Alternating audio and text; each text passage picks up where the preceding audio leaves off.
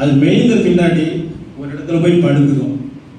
அதுதான் தண்ணீர் அண்டை போய் படுத்து அது என்ன பண்ணும், மறுபடியுமாக அது அதை ஏப்பமாக வரும். அது மாதிரி எடுத்து அசை போடும். அல்லேலூயா. அது அசை போட்டு நன்றாக அது மென்று திங்கும். அதே போலதான் புல்லுள்ள இடங்கள் தான் இந்த சபை.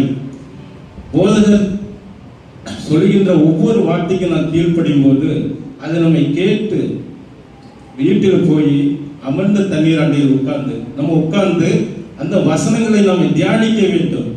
அசை போடுதல் என்றால் இந்த வசனத்தை நம்ம தியானிக்க வேண்டும். அல்லேலூயா. அப்பொழுதுதான் ஜீவனுள்ள நாளெல்லாம் நன்மையின் கிருபை நம்மை தொடரும். அல்லேலூயா. அல்லேலூயா. 3ஆம் வசனத்தை நாம் படிப்போம்.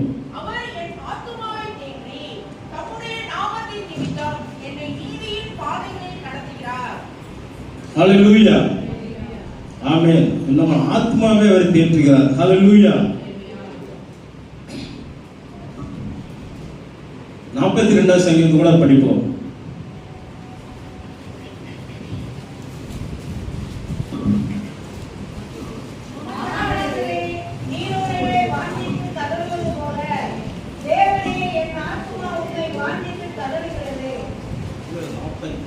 சங்கீதம் 42:5.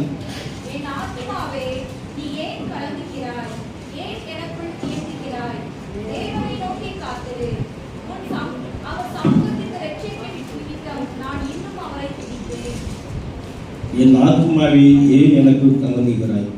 நம் ஆத்மா நம்ம கலந்து விடக்கூடாது. ஹல்லேலூயா.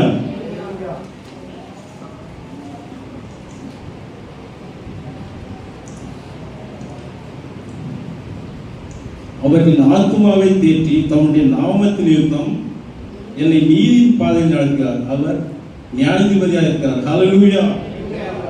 ஆமென். ஹல்லேலூயா. என் ஆத்மாவை நம்மை ஆத்மாவை தேற்றுகிறார். தேற்றும் போது அவர் நீதியுள்ள பாதையில் நம்ம நடத்துகிறார். ஹல்லேலூயா.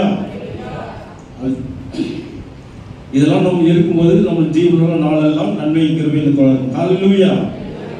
ஆமென். ஹல்லேலூயா. சோதரம் ஆண்டவரே நன்றி செலுத்துகிறோம். இந்த ஜீவனுள்ள நாளெல்லாம் நன்மையும் கிருபையும் என்னை தொடர வேண்டும் என்றால் கற்களை வீட்டில் இதெல்லாம் 6 வசனங்களை நாம் கேட்டு நடத்துவோமானால் நம் கர்த்தருடைய வீட்டிலே நீடித்த நாட்கள் பரலோகத்திலே நாம் நீடித்த நாட்கள் நிலைத்திருக்க ஆண்டவர் கிருபை பாராட்டுவார். அல்லேலூயா. இந்த வசனத்தின் மூலம் பேசிய கிருபைக்கு நன்றி செலுத்துகிறோம். இயேசு